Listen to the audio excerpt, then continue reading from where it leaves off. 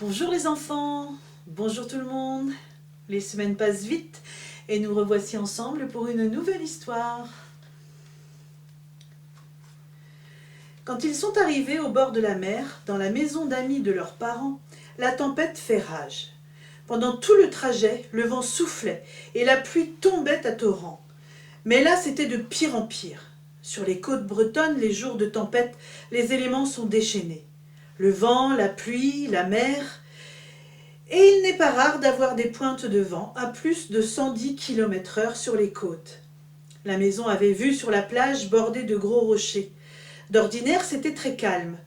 Et elles aimaient bien venir, Rose et Louane, pour courir sur le sable et mettre les pieds dans l'eau. Mais aujourd'hui, Rose était scotchée devant les fenêtres, ne pouvant détacher ses yeux devant la nature déchaînée. Elle avait même peur. Papa leur dit qu'au contraire, c'était super d'être au bord de la mer pendant une tempête, et qu'en plus, grâce à la grande marée qui va avec, ils pourront, si ça se calme, aller demain à la pêche à pied. Mais Rose était tétanisée. Elle entendait le vent hurler dans les volets et voyait les vagues s'écraser dans un bruit terrible sur les rochers au pied de la maison. En attendant que papa et maman aient terminé de ranger les affaires, elle se pelotonna dans le canapé avec son doudou et se concentra sur le dessin animé que maman avait mis à la télé, en espérant ne plus entendre tous ces bruits effrayants. Pendant le repas de midi, la pluie redoubla d'intensité. Elle venait frapper les fenêtres si bien qu'on était obligé de hausser la voix pour pouvoir s'entendre parler. Rose ne disait rien. Papa vit que sa fille était effrayée. Elle n'avait jamais vu d'aussi grosse tempête, parce que d'habitude il venait en été dans cette maison. Vous savez ce qu'on va faire ? Pour ne plus que Rose soit aussi effrayée, nous allons, après le repas, mettre nos cirés et aller jusqu'au bout du jardin, voir comment une tempête, même si elle fait peur, est magnifique. Et puis quand on est dehors, le bruit est beaucoup moins fort, vous verrez. Est-ce que tu es d'accord, Rose ? Rose fit oui de la tête, pas très rassurée, mais se dit que de toutes les façons, s'il y avait moins de bruit dehors, elle était d'accord. Bouba, lui, tremblait sous la couverture, bien décidé à ne pas bouger de la maison. Tout le monde termina de débarrasser la table et de ranger. Puis, ils enfilèrent bonnets, cirés et bottes en caoutchouc pour aller affronter cette tempête. « C'est génial, dit Louane, en frappant devant elle. J'ai l'impression d'être un chevalier affrontant le souffle d'un dragon invisible tellement ça souffle. » Rose s'accrocha à la main de maman, sentant le vent la pousser. Elle avait peur de tomber. Elle regarda sa sœur s'amuser, ne la comprenant pas du tout. « N'ayez pas peur, dit papa. C'est impressionnant, mais si on reste assez loin du bord, on ne risque rien.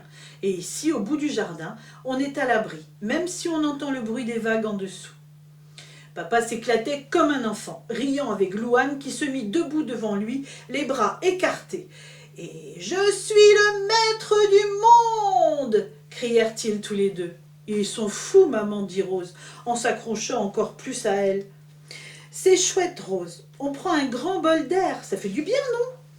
Un grand bol d'air, pensa Rose. À cette allure-là, ce n'est plus un bol, c'est une marmite. Soudain, de gros nuages arrivèrent à toute allure, comme des chevaux au galop. La pluie se mit à tomber violemment. « Allez vite, tout le monde à la maison. Vite, on court. Et comme le vent nous pousse, on va vite y arriver, dit papa. » La grêle succéda à la pluie, et heureusement, ils arrivèrent à la porte. Mais ils étaient trempés. « Ouah, c'était génial, dit Louane en riant. On est trempés, mais c'était drôlement bien de jouer avec le vent et de voir la mer déchaînée se fracasser sur les rochers. »« Moi, j'aime pas les tempêtes, bougonna Rose. »« Allez vous changer, moi je vous prépare des crêpes pour le goûter, ça va vous réchauffer. Allez Rose, arrête de bouder, c'était bien, non ?» Rose ne répondit pas et monta dans sa chambre. Elle avait retrouvé le sourire en redescendant et en sentant l'odeur des bonnes crêpes de maman. Le vent, pour l'instant, s'était un peu calmé, mais papa, qui avait vu la météo, savait que dans la soirée, ça allait de nouveau souffler, avec en plus de l'orage. Il alla chercher des bougies dans le garage, au cas où il y aurait une coupure de courant, fréquente les jours de tempête. Il alla aussi récupérer les lampes torches dans la voiture, pour les mettre dans les chambres. On verra bien, pensa-t-il en croisant les doigts, sachant que les filles auraient peur. La nuit s'annonçait compliquée. Maman proposa aux filles une partie de petits chevaux avant de dîner. C'était bien de jouer tous les quatre. Dehors, la nuit commençait de tomber et le vent se remit à souffler. La pluie tombait sans discontinuer. Puis il y eut des baisses de tension jusqu'au moment où un énorme éclair illumina le ciel, suivi d'un coup de tonnerre qui fit trembler la maison. Bouba se cacha sous le canapé et Rose et Louane crièrent quand la lumière s'éteignit. « N'ayez pas peur, ce n'est juste qu'un gros orage. Je savais que le courant serait coupé avec la tempête. Regardez, j'ai ramené plein de bougies et les lampes torches. Il n'y a aucune raison de paniquer. »« Nous allons manger à la bougie, ça va être drôle, » dit maman, qui malgré son sourire était un peu inquiète. Dehors, la pluie, le vent et l'orage continuaient leur concert. Alors, voyant la frayeur des filles, papa et maman leur proposèrent de mettre les matelas dans leur chambre et de dormir tous en même temps. Les lampes torches à la main, ils montèrent installer les matelas.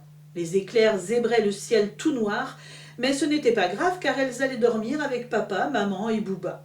Maman leur raconta une histoire et petit à petit, elles fermèrent les yeux jusqu'à finalement s'endormir.